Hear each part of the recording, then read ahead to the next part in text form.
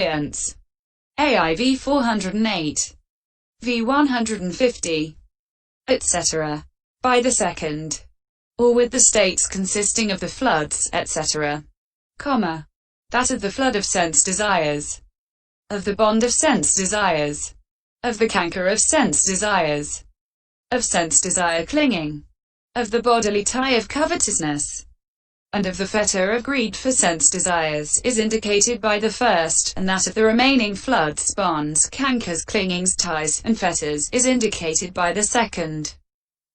Again, that of craving and of what is associated with craving is indicated by the first, and that of ignorance and of what is associated with ignorance is indicated by the second.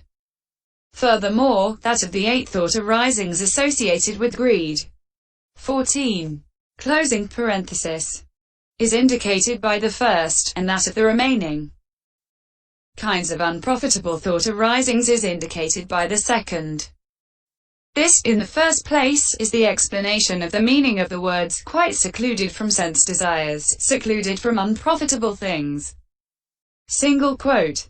Section 88. So far the factors abandoned by the jhana have been shown. And now, in order to show the factors associated with it, which is accompanied by applied and sustained thought, is said. Herein, applied thinking, vitakkana, is applied thought. Vitakka, hitting upon, is what is meant. It has the characteristic of directing the mind onto an object, mounting the mind on its object.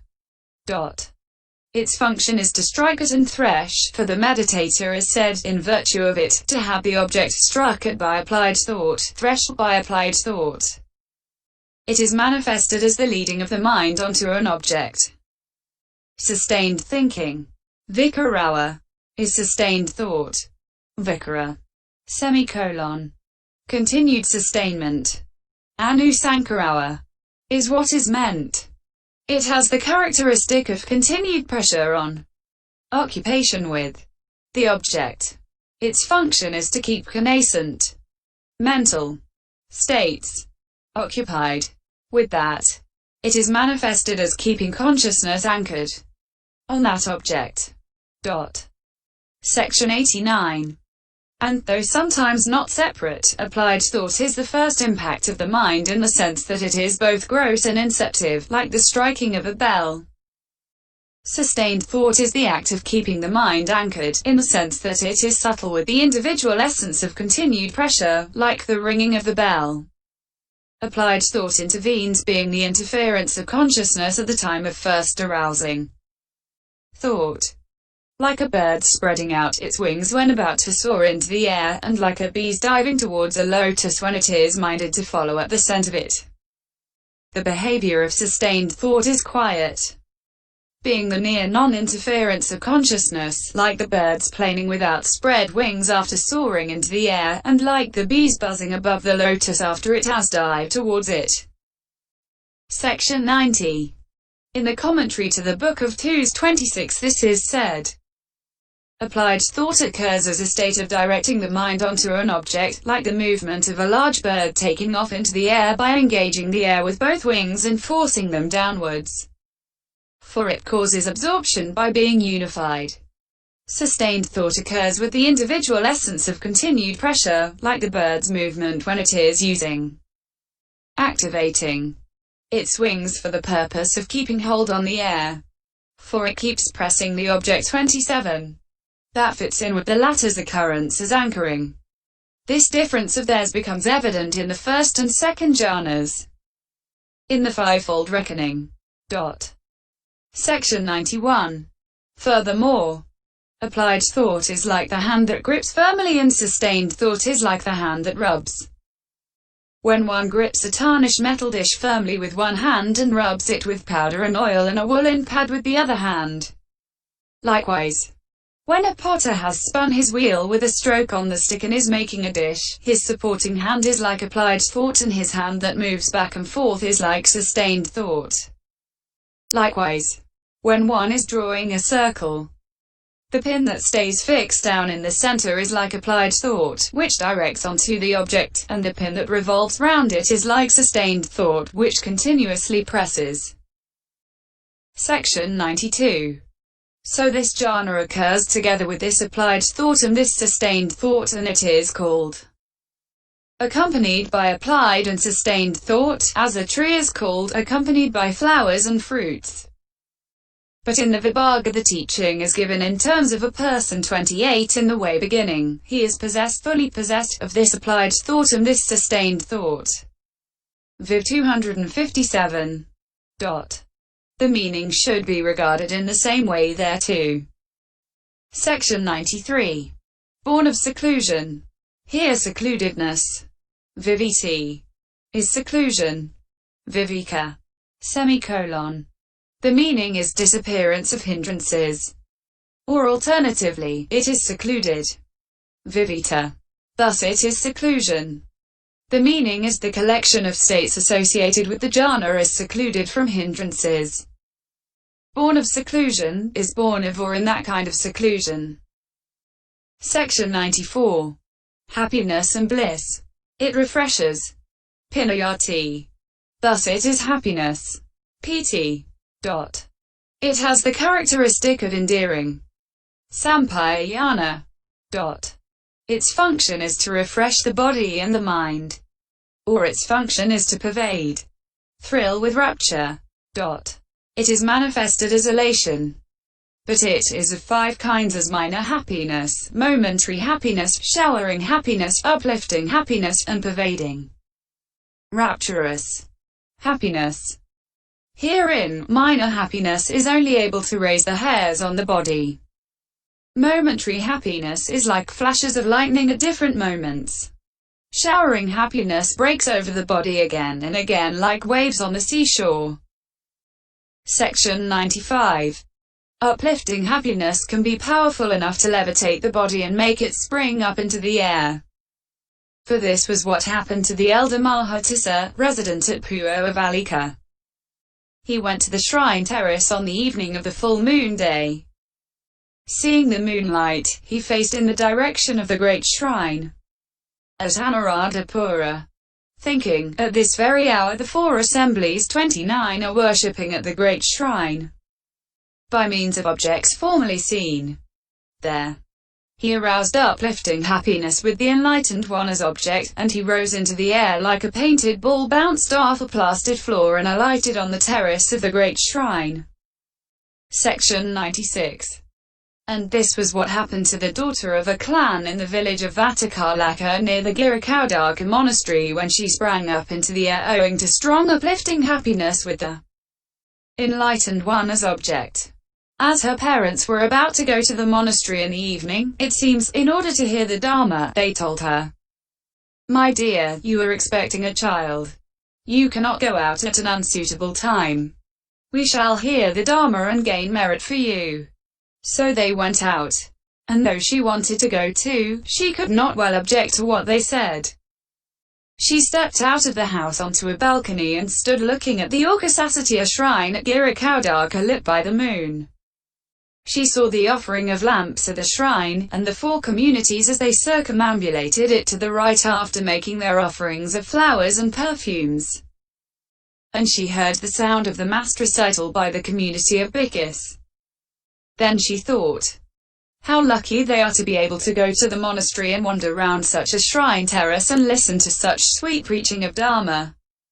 Seeing the shrine as a mound of pills and arousing uplifting happiness, she sprang up into the air, and before her parents arrived she came down from the air into the shrine terrace where she paid homage and stood listening to the Dharma. Section 97. When her parents arrived they asked her, "What road did you come by?" She said, "I came through the air, not by the road," and when they told her, "My dear, those whose kankas are destroyed come through the air. But how did you come?" She replied, "As I was standing looking at the shrine in the moonlight, a strong sense of happiness arose in me with the enlightened one as its object. Then I knew no more whether I was standing or sitting, but only that I was springing up into the air with the sign that I had grasped, and I came to rest on this shrine terrace." Single quote. So uplifting happiness can be powerful enough to levitate the body, make it spring up into the air. Section 98. But when pervading, rapturous happiness arises, the whole body is completely pervaded, like a filled bladder, like a rock cavern invaded by a huge inundation. Section 99. Now, this fivefold happiness when conceived and matured, perfects the twofold tranquility, that is, bodily and mental tranquility. When tranquility is conceived and matured, it perfects the twofold bliss, that is, bodily and mental bliss. When bliss is conceived and matured, it perfects the threefold concentration, that is, momentary concentration, access concentration, and absorption concentration. Of these, what is intended in this context by happiness is pervading happiness, which is the root of absorption and comes by growth into association with absorption. Section 100. But as to the other word, pleasing, sukhana, is bliss, sukha, or alternatively, it thoroughly, suhu, devours, kadati, consumes, kahaort, bodily and mental affliction, thus it is bliss, sukha. It has gratifying as its characteristic. Its function is to intensify associated states. It is manifested as aid. And wherever the two are associated, happiness is the contentedness at getting a desirable object, and bliss is the actual experiencing of it when got. Where there is happiness there is bliss, pleasure, semicolon. But where there is bliss there is not necessarily happiness. Happiness is included in the formations aggregate. Bliss is included in the feeling aggregate. If a man, exhausted 31 in a desert, saw or heard about a pond on the edge of a wood, he would have happiness. If he went into the wood's shade and used the water, he would have bliss. And it should be understood that this is said because they are obvious on such occasions. Section 101. Accordingly, a. This happiness and this bliss are of this jhana, or in this jhana. So in this way this jhana is qualified by the words with happiness and bliss, and also born of seclusion. Or alternatively, opening parenthesis, b. The words happiness and bliss, pitta-sukhi, can be taken as the happiness and the bliss independently, like the Dharma and the discipline, Dharma Vinaya. And so then it can be taken as seclusion-born happiness and bliss of this jhana, or in this jhana. So in this way it is the happiness and bliss, rather than the jhana, that are born of seclusion. For just as the words born of seclusion can, as at a closing square bracket, be taken as qualifying the word jhana, so too they can be taken here, as at b closing square bracket, as qualifying the expression happiness and bliss, and then that total expression is predicated of this jhana. So it is also correct to call happiness and bliss born of seclusion a single expression. In the Vibhaga it is stated in the way beginning, this bliss accompanied by this happiness. Viv 257. The meaning should be regarded in the same way there too. Section 102. First jhana. This will be explained below. Section 119. Enters upon, upasampada, arrives at, reaches, is what is meant, or else taking it as makes enter.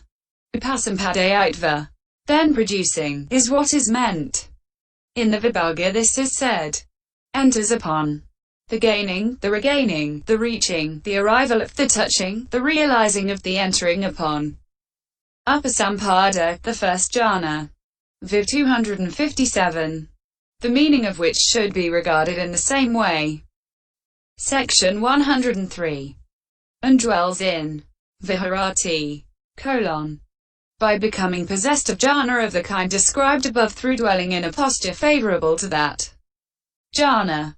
He produces a posture, a procedure, a keeping, an enduring, a lasting, a behavior, a dwelling, of the person.